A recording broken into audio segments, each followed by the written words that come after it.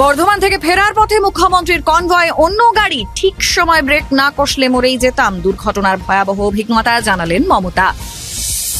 লোকসভায় একার লড়াই, জোট নিয়ে স্পষ্ট বার্তা মমতার। ন্যায় যাত্রার কথা জানায়নি কংগ্রেস, ক্ষোভ নেত্রীর। পাঞ্জাবে আসন রফায় নারাজ আপও। মামলা করে চাকরি আটকেছে রামবাম, নিয়োগ ইস্যুতে ফের তোপ মুখ্যমন্ত্রীর। শূন্য পদে নিয়োগ করতে দেওয়া হোক, আদালতে আর্জি মমতার।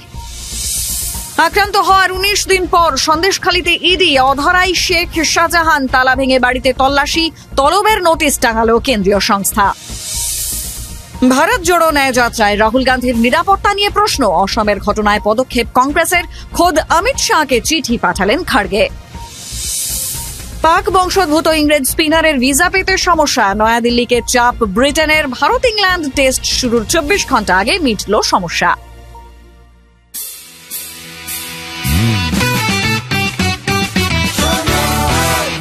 আপনি শুনছেন সংবাদ প্রতিদিন শোনো। নমস্কার, আসি বিস্তারিত খবরে। বর্ধমান সফর থেকে ফেরার পথে বিপত্তি।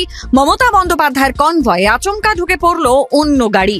দুর্ঘটনায় মাথায় চোট পেলেন মুখ্যমন্ত্রী, ঝরল রক্ত। নিছকই দুর্ঘটনা নাকি নেপথ্যে রয়েছে বড়সড় ষড়যন্ত্র, উঠছে প্রশ্ন। লোকসভা ভোটের আগে উন্নয়নে আরো জোর দিতে বর্ধমান সফরে মুখ্যমন্ত্রী মমতা বন্দ্যোপাধ্যায়। পূর্ব পশ্চিম বর্ধমান জেলা নিয়ে প্রশাসনিক বৈঠকের পর একগুচ্ছ প্রকল্পের উদ্বোধন ও শিলান্যাস করলেন তিনি। সব মিলিয়ে দুই জেলায় ১,৫০০ কোটি টাকারও বেশি আর্থিক মূল্যের প্রকল্প উপহার মুখ্যমন্ত্রীর। কলকাতা থেকে চপারে বর্ধমান গেলেও ফেরার পথে আবহাওয়া খারাপ থাকায় সড়ক পথেই ফিরতে হয়েছিল তাকে। কিন্তু কনভয়ে আচমকা গাড়ি ঢুকে পড়ায় বিপত্তি বাধে। বর্ধমান থেকে ফিরে অসুস্থ শরীরেই রাজভবনে মুখ্যমন্ত্রী। বৈঠক সেরে বেরিয়ে দুর্ঘটনার ভয়ঙ্কর অভিজ্ঞতার কথা জানান মমতা। গাড়ি চালকের উপস্থিত বুদ্ধির প্রশংসা করে তিনি বলেন, একটা গাড়ি আমার কনভয়ে আচমকা ঢুকে পড়ে। ২০০ কিলোমিটার বেগে ওই গাড়িটি যাচ্ছিল। আমার গাড়ি চালক বুদ্ধি করে ব্রেক কষেন, ঠিক সময় ব্রেক না কষলে মরেই যেতাম। আচমকা মুখ্যমন্ত্রীর কনভয় কিভাবে ২০০ কিলোমিটার বেগে গাড়ি ঢুকে পড়ল তা নিয়ে স্বাভাবিকভাবেই প্রশ্ন উঠতে শুরু করেছে। এক্স হ্যান্ডেলে তাঁর দ্রুত সুস্থতা কামনা করেছেন কংগ্রেসের বর্ষীয়ান নেতা জয়রাম রমেশ। লোকসভা নির্বাচনে কংগ্রেসের সঙ্গে নয়, একলা চলো বার্তা স্পষ্ট করলেন তৃণমূল সুপ্রিমো মমতা বন্দ্যোপাধ্যায়। বুধবার বর্ধমান যাওয়ার পথে সাংবাদিকদের মুখোমুখি হয়ে কংগ্রেসকে একহাত নিলেন মমতা। বললেন, একা লড়াইয়ের সিদ্ধান্ত আগেই নিয়েছি, বাংলায় কংগ্রেসের সঙ্গে কোনো সম্পর্ক নেই। এই যে রাহুলের যাত্রা বাংলায় আসছে, ইন্ডিয়া জোটের সঙ্গী হিসেবে আমাদের জানায়নি। জোট কারো একার নয়, আঞ্চলিক দলগুলো সব একসঙ্গে থাকবো। অর্থাৎ এদিন তিনি এক প্রকার ঘোষণা করে দিলেন, বাংলায় সব আসনে একাই লড়বে তৃণমূল। এদিকে মমতার এই সিদ্ধান্ত অপ্রত্যাশিত নয় বলে অভিমত শিবসেনার উদ্ধব শিবিরের। তবে এর ফলে জাতীয় স্তরে বা মহারাষ্ট্রে ইন্ডিয়া জোটে কোনো রকম প্রভাব পড়বে না বলেই জানাচ্ছে তারা। মহারাষ্ট্রের আর এক দল এনসিপির শরদ পাওয়ার শিবির আবার বলছে, মমতার এই সিদ্ধান্ত হয়তো কৌশলগত। বাংলায় আসন সমঝোতা কঠিন বলে মনে করছে ইন্ডিয়া জোটের আরেক গুরুত্বপূর্ণ শরিক আম আদমি পার্টিও। আপ শাসিত পাঞ্জাবেও জোট হচ্ছে না বলেই কার্যত স্পষ্ট করে দিয়েছেন পাঞ্জাবের মুখ্যমন্ত্রী ভগবন্ত মান। একই দিনে দুই রাজ্যের জোট ভেস্তে যাওয়ার খবর ইন্ডিয়া শিবিরের জন্যও অস্বস্তিকর বলেই মনে করছে ওয়াকিবহাল মহল। নিয়োগ জট নিয়ে ফের বিরোধীদের তোপ দাগলেন মুখ্যমন্ত্রী মমতা বন্দ্যোপাধ্যায়।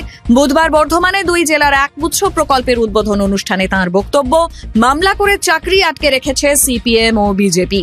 এই পরিস্থিতিতে আদালতের কাছে মমতার আর্জি, শূন্য পদে নিয়োগ করতে দেওয়া হোক। শিক্ষক নিয়োগ দুর্নীতি নিয়ে একাধিক মামলা হাইকোর্ট, সুপ্রিম কোর্টে বিচারাধীন। আর সেই কারণে পূর্বতন সমস্ত নিয়োগে স্থগিতাদেশ জারি করা রয়েছে। ফলে শূন্য পদ থাকলেও নিয়োগ করা যাচ্ছে না, অভিযোগ মুখ্যমন্ত্রীর। তার কথায়, কোর্ট কেসে আটকে রেখে দিয়েছে সিপিএম বিজেপি। তরুণ ছেলেমেয়েদের চাকরি হচ্ছে না, না হলে শুধুমাত্র শিক্ষক পদেই ৬০ থেকে ৭০ হাজার চাকরি হতো। আসলে লোকসভা ভোটের আগে শিক্ষক নিয়োগ সহ একাধিক দুর্নীতি বিরোধীদের ইস্যু হতে চলেছে বলেই ধারণার রাজনৈতিক মহলে। তার আগেই পাল্টা যুক্তি দিয়ে নিয়োগের সদিচ্ছা প্রকাশ করলেন মুখ্যমন্ত্রী। আক্রান্ত হওয়ার ১৯ দিন পর কার্যত চক্রব্যূহ তৈরি করে সন্দেশখালীতে হানা ইডির, কিন্তু সার হলো তর্জন গর্জন। এখনো অধরাই তৃণমূল নেতা শেখ শাহজাহান। বুধবার সরবেরিয়ায় শাহজাহান শেখের বাড়িতে হাজির হন ইডির ৮ আধিকারিক, সঙ্গে সিআরপিএফ এর ২ অ্যাসিস্ট্যান্ট কমান্ড্যান্টের নেতৃত্বে বিশাল বাহিনী। বাড়ি থেকে খানিকটা দূর পর্যন্ত মোতায়েন করা হয় কেন্দ্রীয় বাহিনী। রাজ্য পুলিশ সঙ্গে নিয়ে ইডির এই অভিযানকে কটাক্ষ করতে ছাড়েননি তৃণমূল নেতা দেবাংশু ভট্টাচার্য। কিন্তু তালা ভেঙে শাহজাহানের বাড়িতে ঢুকেও লাভ হয়নি বিশেষ। এদিন প্রায় 6 ঘন্টা ধরে চলে জোর তল্লাশি। সরবেরিয়ার বাড়ি সিল করে দেওয়া হয়েছে। এরপর বাড়ির সামনে তলবের নোটিশ টাঙালো কেন্দ্রীয় তদন্তকারী সংস্থা। আগামী 29শে জানুয়ারি সকাল 11টায় তৃণমূল নেতাকে তলব করেছে ইডি। ভারত জোড়ো ন্যায় যাত্রায় রাহুল গান্ধীর নিরাপত্তা নিয়ে প্রশ্ন উঠল। অসমের ঘটনার পর জাতীয় স্তরে পদক্ষেপ করল কংগ্রেস। এবার সরাসরি স্বরাষ্ট্রমন্ত্রী অমিত শাহকে চিঠি লিখলেন কংগ্রেস সভাপতি মল্লিকার্জুন খাড়গে। ভারত জোড়ো ন্যায় যাত্রা নিয়ে আপাতত অসমের রাহুল গান্ধী, কিন্তু গুয়াহাটি শহরে ঢুকেই পুলিশি বাধা পেলেন তিনি। পাল্টা কংগ্রেস কর্মীদের ব্যারিকেড ভাঙা, পুলিশের লাঠিচার্জ, সব মিলিয়ে হুলস্থুলু পরিস্থিতির সৃষ্টি হয়। কংগ্রেস নেতৃত্বের বিরুদ্ধে ষড়যন্ত্র, শান্তিভঙ্গ এবং সাধারণ মানুষকে উস্কানি দেওয়ার অভিযোগ তুলে মামলা দায়ের করেছে অসম সরকার। এরপরই বুধবার মল্লিকার্জুন খাড়গে চিঠি লিখলেন অমিত শাহকে। হাত শিবিরের বক্তব্য, অসমে রাহুল গান্ধীর নিরাপত্তা নিয়ে ঝুঁকি বাড়ছে। অনেক ক্ষেত্রে দেখা যাচ্ছে বিজেপি কর্মীরা রাহুল গান্ধীর কনভয়ের একেবারে কাছাকাছি চলে আসছেন, অথচ পুলিশ নীরব দর্শক। এই পরিস্থিতিতে রাহুল গান্ধী সহ কংগ্রেসের একাধিক নেতা নেত্রী এবং কর্মচারীদের সুরক্ষা নিশ্চিত করার দাবি জানিয়ে শাহের দ্বারস্থ হল হাত শিবির। অবশেষে মিটল ভিসা বিতর্ক। ভিসা পেলেন ইংল্যান্ডের তরুণ স্পিনার শোয়েব বশির। তবে ভারতের বিরুদ্ধে প্রথম টেস্টে তার পক্ষে নামা সম্ভব হচ্ছে না।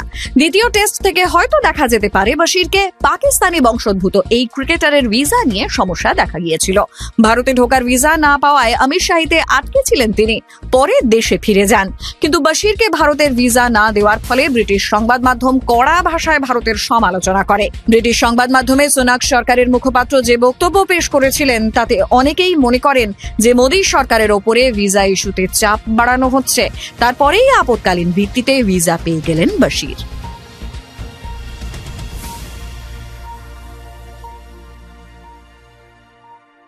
শুনতে থাকুন সংবাদ প্রতিদিন শোনো।